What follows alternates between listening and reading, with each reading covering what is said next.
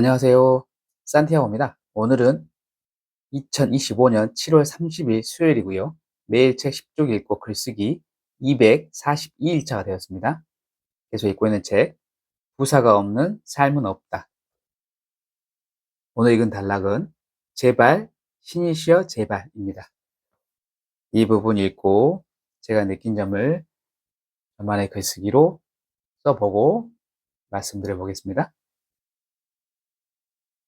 어린 시절 나의 제발에 담긴 소망이나 염원이 부끄럽다고 생각하지 않았다. 그냥 주어진 생의 순간에 최선을 다해 집중하는 것일 뿐이었다. 간절히 바란 대상이 무엇이든 그것에 경중을 따지지 않았고 누군가로부터 소망의 정당성이나 적정성을 평가받을 필요도 없었다. 엄마는 부정맥이 재발할 때마다 응급실에 가고 있다. 그럴 때마다 병원에서는 전기 충격을 해서 심장을 치료해준다. 엄마는 한 달 만에 전기 충격을 다시 받았고 미친 듯이 빨리 뛰는 심장을 진정시킬 수 있었다. 이번에도 무사히 넘어가기 바라지만 한편으론 언젠가 엄마의 심장이 더는 정상으로 돌아오지 못할 거라는 예감도 품고 있다. 그것은 거역할 수 없는 생사의 운명이기 때문이다. 엄마는 하루 만에 다시 부정맥이 재발해 전기 충격을 받았다. 그리고 위가 아파 응급실, 가슴이 아파 응급실 찾으면서 몇 날 며칠을 집보다 병원에서 더 많은 시간을 보내고 있다. 이제 갈 날이 얼마 남지 않았나 보다 라며 탄식한 엄마 앞에서 나는 아무 말도 할 수가 없었다. 지금 내가 매달릴 수 있는 것은 오직 제발뿐이다. 어린아이처럼 제발을 울부짖고 나면 신기하게도 다시 일어설 힘이 생겼다. 이렇게 이 단락을 마무리가 되고요. 이 부분을 읽고 저만의 느낀 점을 말해보겠습니다. 제발 더 이상 아프지 않게 해주소서. 55세에 혼자가 된 어머니는 그 전보다 더 억척스러웠습니다. 아버지가 떠난 슬픔을 잊기 위해 농사일을 더 열심히 했습니다. 그러던 어느 날 그 억척스러움은 뇌동맥 파열이라는 진단과 함께 중환자실로 안내했습니다.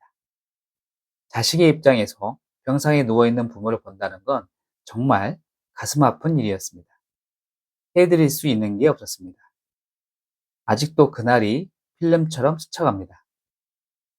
수술을 잘 마치고 일반 병실에 있을 때 처음으로 여자친구를 소개했습니다. 지금의 아내였습니다. 어머니는 너무나 좋아했습니다. 금방 퇴원이라도 하실 것처럼 기뻐하셨습니다. 이후 몇 달간의 병원 생활을 마치고 일상으로 돌아왔지만 몸은 그렇지 못했습니다. 말은 어눌해졌고 오른쪽 팔은 혈액순환이 잘 되지 않아 불편했습니다. 하지만 어머니는 혼자서 모든 걸 해내고 있었습니다. 다시 농사일을 시작하며 생기를 찾아 나갔습니다. 그러나 농사일을 하면 할수록 몸은 더 아프기 시작했습니다. 이번엔 무릎이 문제였습니다. 병원에서는 양무릎 수술을 권했는데 어머니는 한사코마다 하셨습니다. 주변의 수술한 어르신들이 더 고생하는 것을 보고 그러셨습니다. 결국 통증이 있을 때마다 임시방편 시술만 하다 보니 지금은 걷는 것도 힘드신 상황입니다. 최근에도 여러 번 말씀드렸지만 생각이 확고합니다. 이제는 80이 넘으신 어머니는 혼자 지내신 지 25년 차가 되었습니다. 그 오랜 아픈 시간을 어찌 자식들이 헤아릴 수 있겠습니까?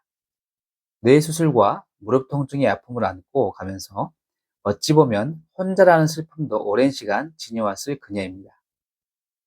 오늘은 어머니의 뇌병변약을 처방받는 날인데요. 다행히 대리 처방이 가능해 몇 년 전부터 6개월마다 한 번씩 대학병원에서 진료 후 약을 받아들입니다. 평생 드셔야 하는 약이기에 앞으로도 내가 할 수 있는 최선의 도리라고 생각을 합니다. 그녀가 내 곁을 떠나기 전까지 마음속으로 깊이 빌어봅니다. 제발 더 이상 아프지 않게 해주소서. 이렇게 저만의 글쓰기를 해봤는데요.